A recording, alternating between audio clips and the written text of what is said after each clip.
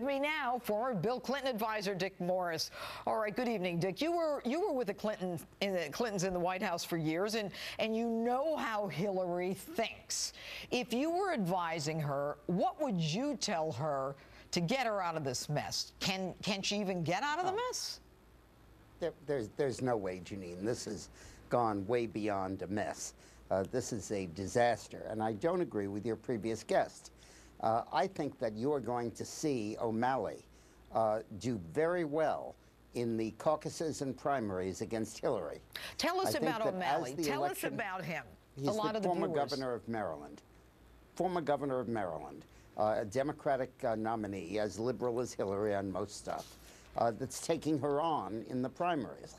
And I believe that this latent discontent with Hillary, this concern that these scandals are going to doom the party in November, is going to mount higher and higher.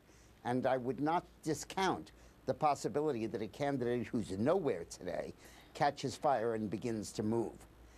We have to understand how this email scandal is a gigantic river with tributaries which will keep us going for months, if not for years. Well, and you know, when those Dick, 30,000 emails come out. Excuse me, Dick, and there's no question, this is a woman who understands the system.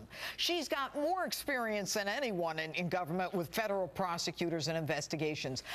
She did it intentionally, I assume. She lied about the two devices. Yeah, here's what happened, Janine. When Henry Kissinger was Secretary of State, he transcribed with the Secretary every conversation he had with the global leader. At the end of his tenure, he asked the State Department, do I have to give these back to you? And the State Department said, yes, you do. So Kissinger didn't want to, and he secreted them in a safe in Vice President Nelson Rockefeller's home. And the Supreme Court ruled that, yeah, you have to give them back, but only the State Department itself can make you do that. So he was safe.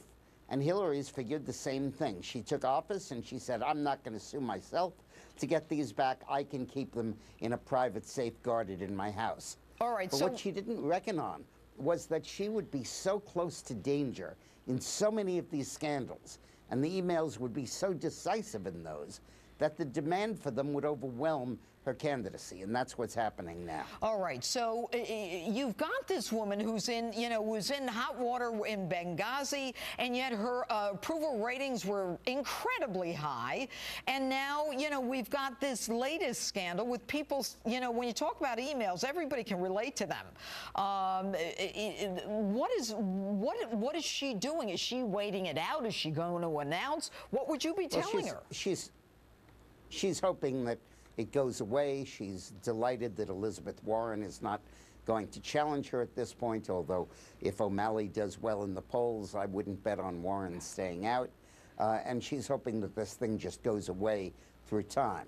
But I think she's missing the point that as she accumulates negatives and as people trust her less and less, and the deadlines loom for other people to get into the race, you're going to have a vacuum here with an irresistible force pushing the Democratic Party to having an alternative to Hillary. Because if she goes down over this scandal, which I think she will, it'll cause enormous losses in 2016. Not just the presidency, but mammoth losses in Congress. And I think the Democrats have to be very worried about that taking place. All right, Dick Morris, good to see you this evening.